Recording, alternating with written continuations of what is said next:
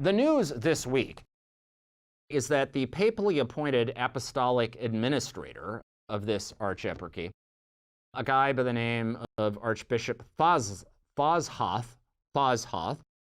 has put out a 7-page decree in which he has said that the people who were opposing these liturgical changes, and I am quoting here, are guilty of fostering,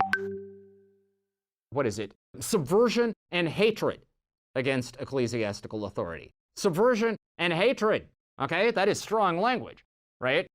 He has said that the parish council at this basilica, which has been resisting the changes, is going to be dissolved if it doesn't fall in line. He has said that the vicar of this basilica is going to be fired if he doesn't fall into line, and he has threatened canonical sanctions against anyone else who is standing up against the decision by the Synod, the Syro Malabar Church, to impose this liturgy.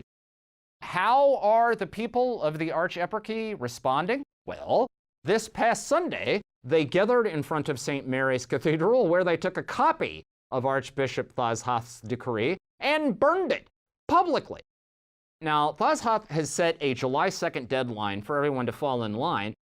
The resistors have announced a massive protest gathering on July 2nd in front of the cathedral, in which they intend to defy these edicts and physically, if necessary, prevent this new form of the Mass, which they regard as an aberration and a betrayal of their traditions, from being celebrated in what they regard as their cathedral.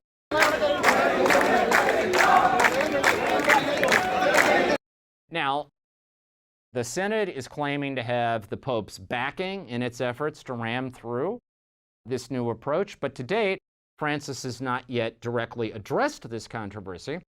It's going to be very interesting to see going forward exactly how he's going to handle this, right? Because on the one hand, he extols synodality all the time, and here he has a synod that has made a decision which people are defying. On the other hand, his version of synodality isn't theirs, right? It's not just the bishops, but it's also, religious, and it's the people of God. It's ordinary lay people. And many of those religious and ordinary lay people, at least in this one jurisdiction, are saying, no way, Jose.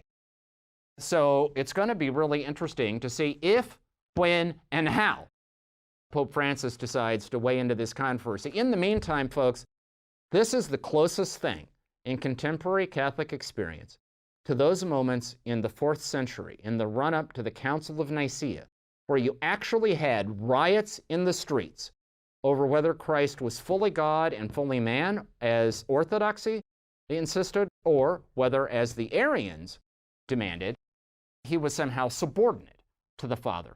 Back then, these weren't just things that pointy-headed theologians argued over in learned journals. It was the grist of popular life in the streets, because people were all in.